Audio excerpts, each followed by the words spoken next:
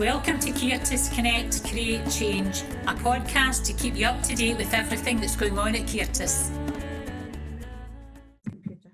So, hi everyone, my name's Lynne McGavin. I'm here today with Roy Hunter from Opel and Lynne Bateman from G66 Covid, looking at telling you a bit more about both services and how both services can support people within our Eastern Berkshire community. So welcome Roy and welcome Lynne. Thank you, Linda. We're going to record this and we're going to put it onto social media, so please feel free to share it with anyone that you think might have an interest in any of the services that we're talking about today. So Roy, could you maybe explain a little more about Opel, how it came to be, how it works, and a bit about how your role, or what your role is in Opel, sorry. So Opel originally started off in 2012, and it was aimed at older people, and it was supposed to be a telephone line, an information line for any older person in Eastern Berkshire who's looking for help, looking for services, looking for some kind of support. And it was initially funded for 3 years, and that was the job that I came to Ceartas to do 8 years ago. So 3 years, and 5 years ago, the funding came to an end, and they went back to the Health and Social Care Partnership, who were very pleased with the way that Opel had gone, and decided that they would continue the funding themselves, provided we opened it up to all adult health service users. Now, the way we interpret that is basically anyone over the age of 16 who's registered with a doctor in Eastern Berkshire. And what we basically do is we help people to find information, find services, find support, anything else that they need. Quite often it's carers or people with disabilities or older people or people who find themselves just in a difficult situation. And although we'd like to be the first port of contact, we'd like to be the first place that people come to, quite often we don't get the phone call until they've been round the houses and everyone else has told them no. So there's quite a bit of problem solving involved in it. So that's been puttering away, and we've built up a great network of connections over the past few years. So connecting to all the different services across NHS, Greater Glasgow and Clyde and Eastern Berkshire, and helping people to just find the information and the services they need, up until March, when everything changed, obviously. And when lockdown came in March, Opel kind of stepped up a bit. We expanded our opening hours to 7 days a week, and we became like the front end, if you like. We became the answering the phones people for the volunteer prescription and shopping delivery service, which was a huge increase in the volume of business. Our volume of calls went up something like 500% overnight. So we needed to get extra people, we needed to get extra lines involved and stuff like that. And it was great. I'm really glad that we stepped up, and I'm going to have to say to Lynne, thanks an awful lot for you and all your volunteers for all the work you put in. It wouldn't have been possible without you. But also just, now that we're coming out of lockdown and things are starting to ease off a bit, starting to get back to what we used to do in the first place. And obviously people have been locked down for 6 months, people have lost income, people have got problems with, illness and ill health, and just the kind of, I think, to be honest, there's going to be a wee kind of explosion of mental health issues quite shortly. So we're kind of gearing up to respond to that. But that's kind of what Opel does, is we're there for people who have issues and have things that they want to get sorted out, but don't know where to start. Okay, excellent. Thanks very much, Roy. So Lynne, kind of similar question to you, just a little bit about G66 Covid, how you came to be, the $1 million question, the services that you provide, and a wee bit about your role. That would be great. Okay. Well, my role is I'm one of the joint founders of G66 Covid Response, and now I'm basically a full-time project manager, volunteer at the moment. And the reason, well, Roy, you've pretty much explained why we're here. It was to take the referrals that were coming in from Opel and from EDFA.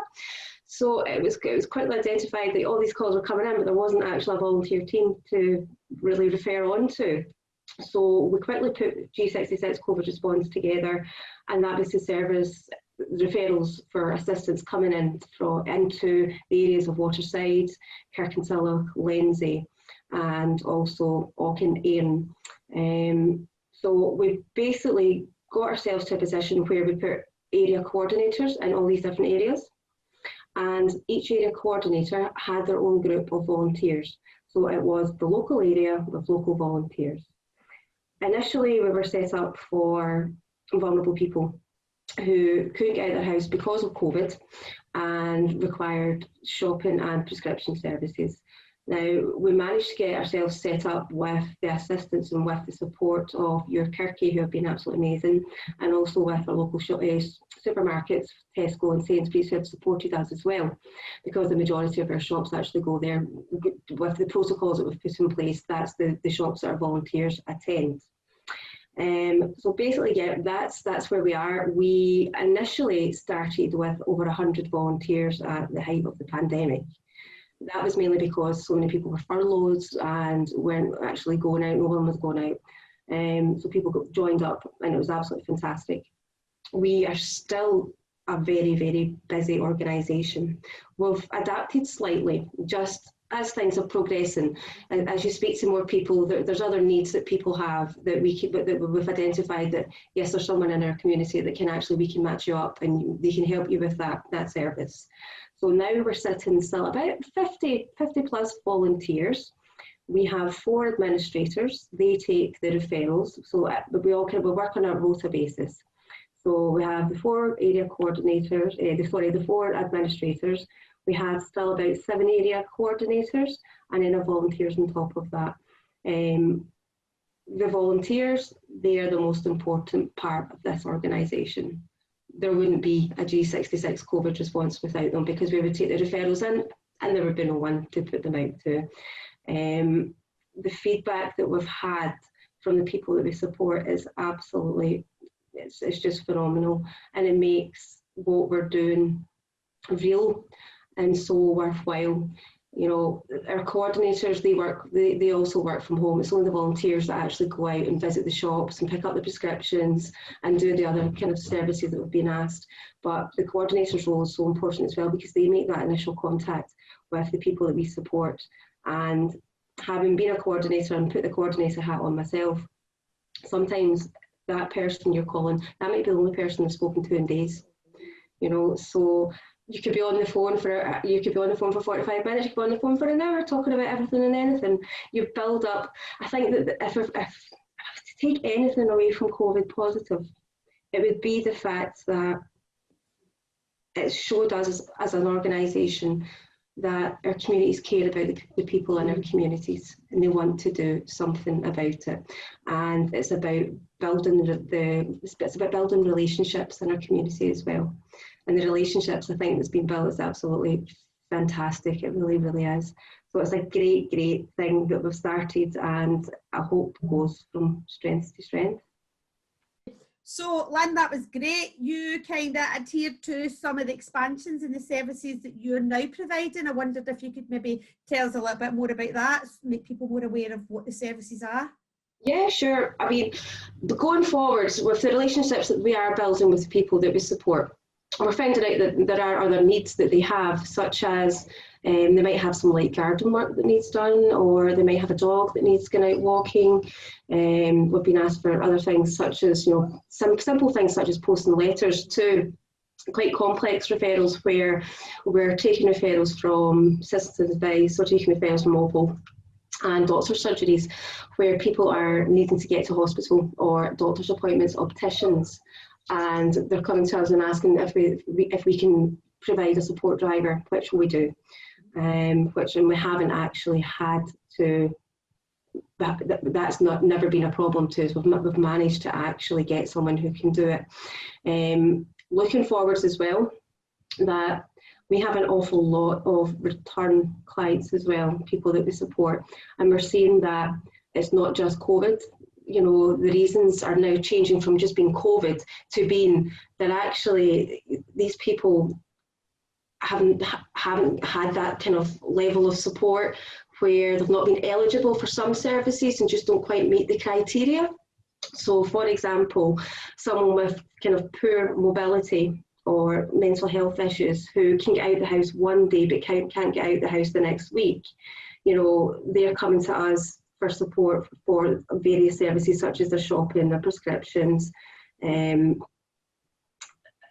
We also see as well that, you know, with winter coming along as well, that people might actually require our services completely COVID unrelated.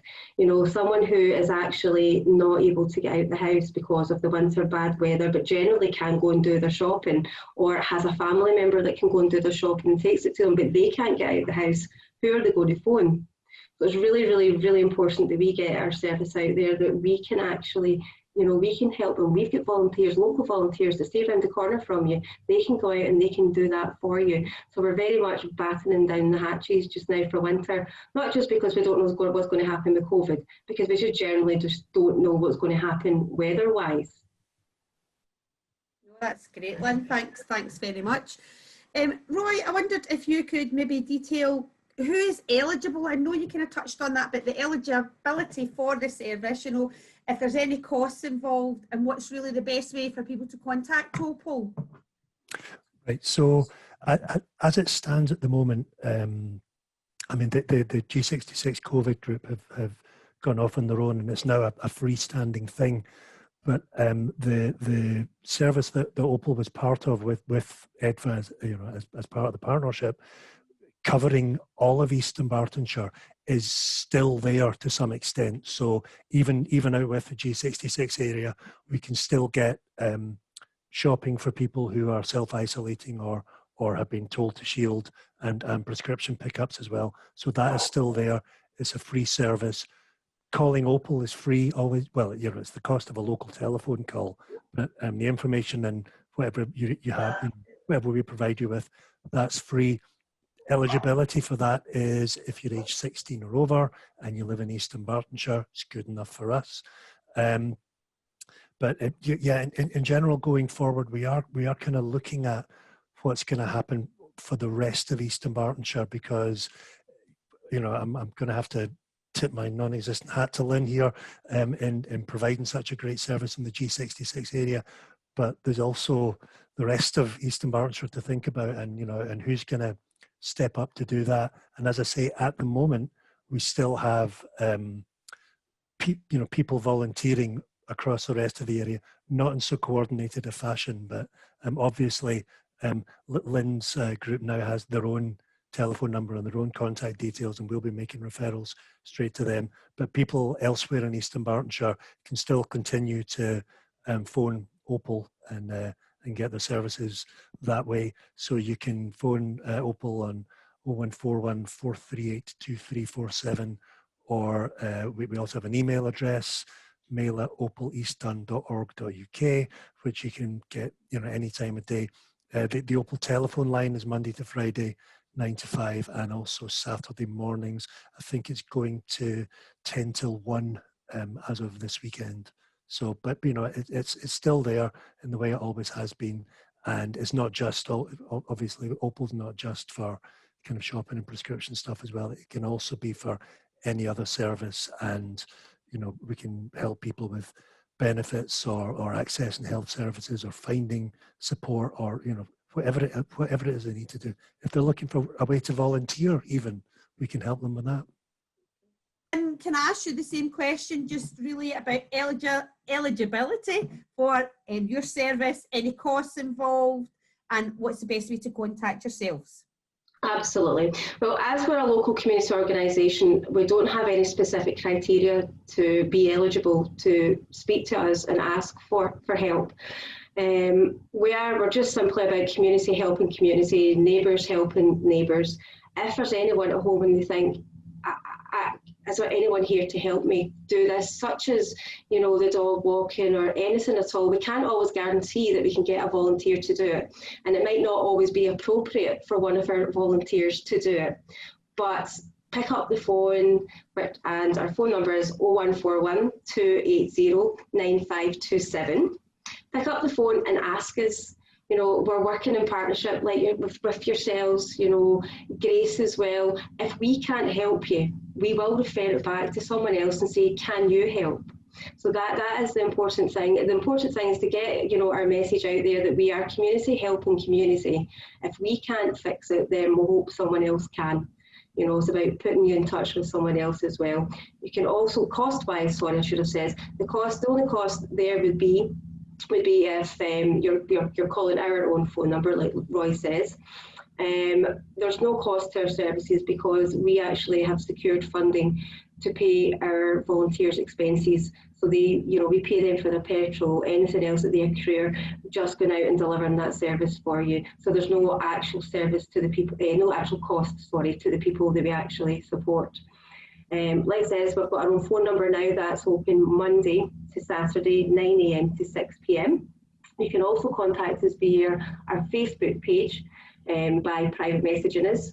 And for volunteering, if you wish to volunteer, and we're always recruiting volunteers, one of the biggest challenges that we've had, I suppose, with restrictions being lifted is that volunteers are now going back to work. So we are always looking for volunteers, and we've now just taken on the Milton of Campsie and Lennoxtown area. So we really want to push that message out to that area that we can deliver these services in your area, but we also need the volunteer network and support to deliver those services. So please, you know, have a think about it. A couple hours a week, that's maybe all we actually really need is a couple of hours a week. But if you are interested in volunteering, then please get in touch with EDVA and they will get you registered and they will pass your details on to us. Brilliant. That's great. Hopefully you can get some volunteers then through this. So that's fabulous. Roy, any plans for Opal in the future once we go back to some form of normality or whatever normal is going to be? You know, any big plans for Opal? Anything that they're going to be doing over the next wee while? To be honest, it's still a wee bit up in the air because we're still kind of working on the contingency plan that we might not be done with COVID yet. You know, there might be further restrictions coming into place, but not right now. And obviously, I think we are going to be looking at a difficult winter for, you know, for people in the community, for delivering services and the support that people need, because we've lost a lot of time and there's been a big economic impact and social impact. And as I kind of alluded to earlier on, I think there's going to be, you know, across the community, there's going to be a bit of an uptick in mental health issues. And that's always exacerbated over the winter. So we're looking at what we can do to cope with that, you know, in conjunction with health and social care and everyone else that's involved in that. In the kind of medium term, we are trying to resuscitate the Eastern Berkshire Asset Map website. I don't know if you would remember that, but that was from a few years ago. It was a map of kind of community assets that were there, and you can search for it by by the name or what kind of category it comes into, or just by girdling about on the map and clicking on things to see what's there. So I'm in the middle of trying to update that and get that working properly. However, it's kind of secondary to answering the phones and getting people's problems dealt with at the moment. So, but yeah, we're hopeful that will be appearing at some point this year. Okay, excellent. Thanks very much.